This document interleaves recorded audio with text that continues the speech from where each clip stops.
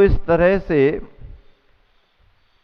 आप चाहे महाराज जियों से और चाहे भगवान से ऑनलाइन कहीं कोई बाधा नहीं, कर सकते हो। टेलीपैथी का सिद्धांत है। हाँ, वैज्ञानिकों ने इसे स्वीकार किया है। टेलीपैथी का सिद्धांत यूं ही डेवलप नहीं हुआ। आपने अगर अपने अंतरंग भावों से किसी को याद किया तो उसका फर्क उस पर पड़ेगा ही पड़ेगा। हिचकी आती हैं, कोई धक्का देता तब आती हैं क्या? अपने आप आती ना, अपने आप नहीं आती हैं। कोई तुमको याद करता है तभी आती हैं, ऐसे थोड़ी आती हैं। हाँ, ये टेलीपैथी का सिद्धांत है। कभी कभी आपको ऐसा महसूस होता होगा कि आप बिल्कुल नंबर लगा ही रहे थे और सामने वाले की घंटी आ गई, सामने वाले ने लगा दिया, और जैसे ही आपने उठाया, अरे बिल्कुल मैं लगा ही रहा था। वो कहने लगे कि मैं भी लगा ही रहा था, 2-3 दिन से मैं सोच रहा था कि बात करनी है। वो कहता 2-3 दिन से मैं भी सोच रहा था। इसका मतलब क्या? कनेक्शन है भावों का। भावों का बड़ा प्रभाव पड़ता है। भावों की दुनिया बहुत अलग है। अरे आदमी पर तो आदमी पर, पत्थरों पर भी प्रभाव पड़ता है। टेलीपैथी का सिद्धांत है। और ऐसे सिद्धांतों से जो अपने भाव जुड़ते हैं उसका अपन को अनुभव भी होता है, अनुभव होता है।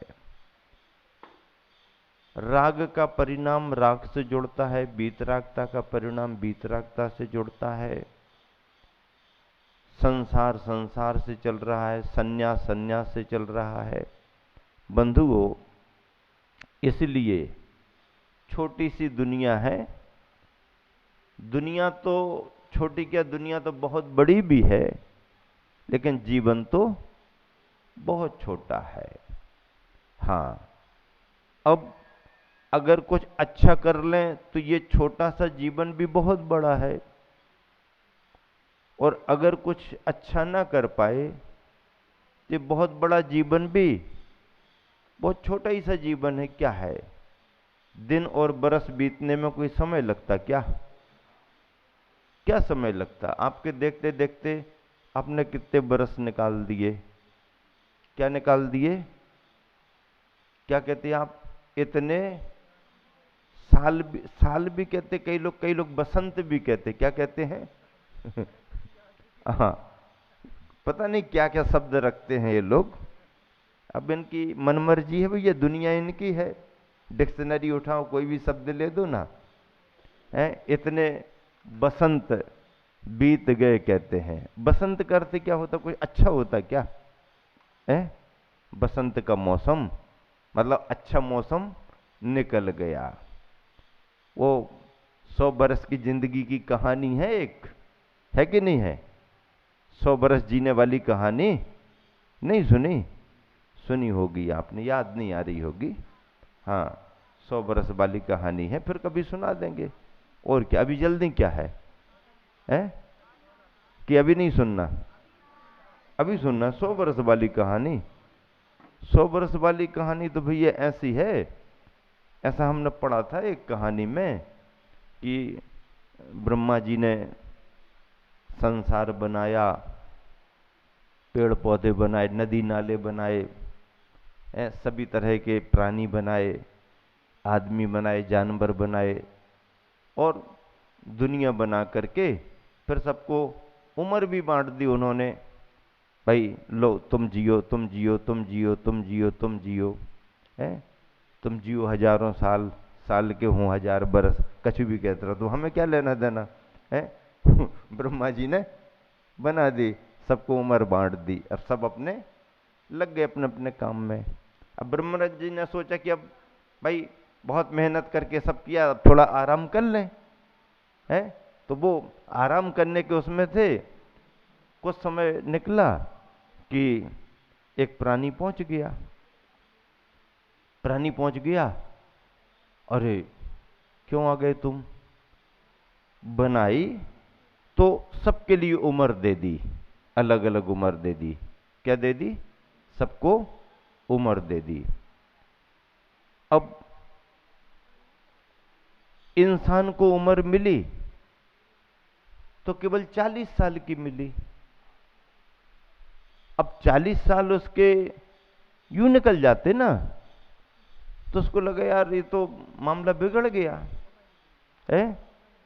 हाँ, इतनी कम उम्र में हम कुछ ही नहीं कर पाए।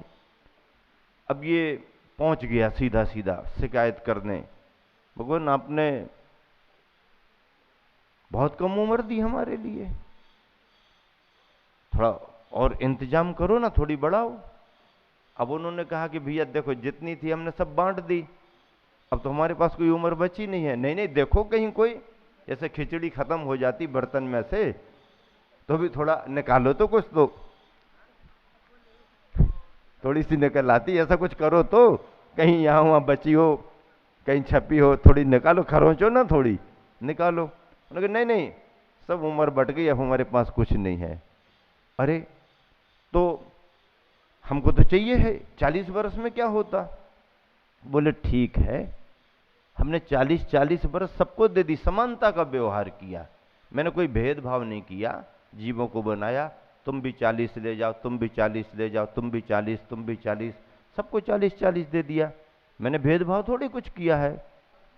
बोलो उल्लू क्या है? उल्लू क्या है बताओ? उल्लू लक्ष्मी का वाहन। लक्ष्मी किस पर सवार है? लक्ष्मी किस पर सवार है? उल्लूक, उल्लू। लक्ष्मी ने भी अच्छा वाहन चुना भाई, है।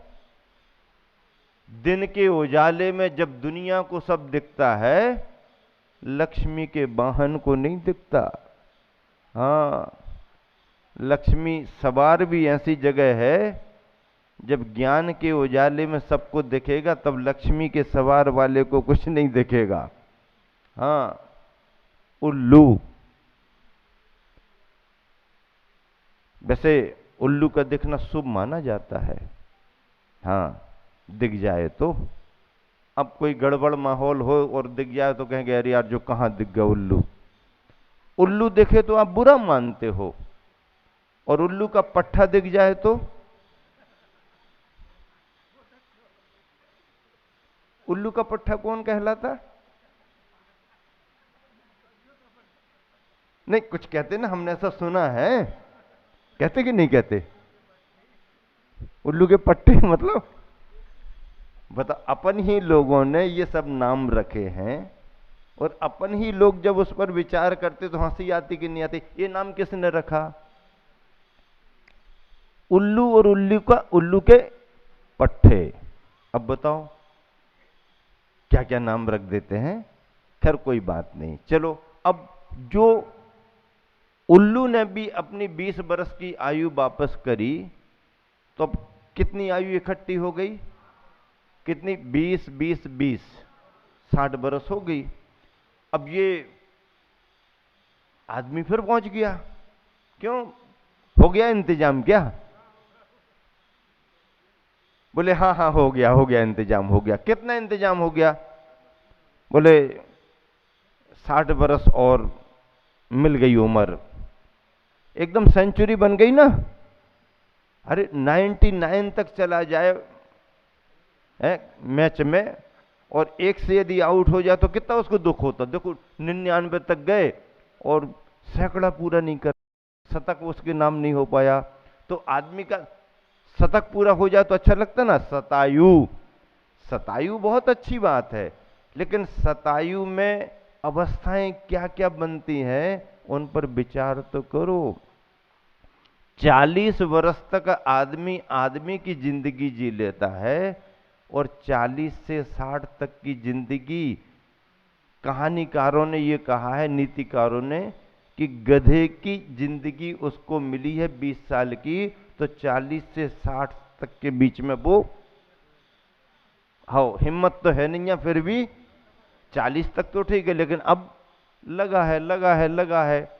चलो इतना होने के बाद अब सरकार कह रही है कि रिटायरमेंट ले लो भैया, तो वे कह रहे नहीं नहीं थोड़ा और बढ़ा दो। और मान लो सरकार ने रिटायर कर भी दिया, साल 2 साल 4 साल और बढ़ा करके, तो फिर दूसरे धंधे में लग रहा। सरकार रिटायर कर रही है पर ये रिटायर नहीं, अपने टायर फिर तैयार करके गाड़ी फिर टायर तैयार कर लिए उसने, चल रहा।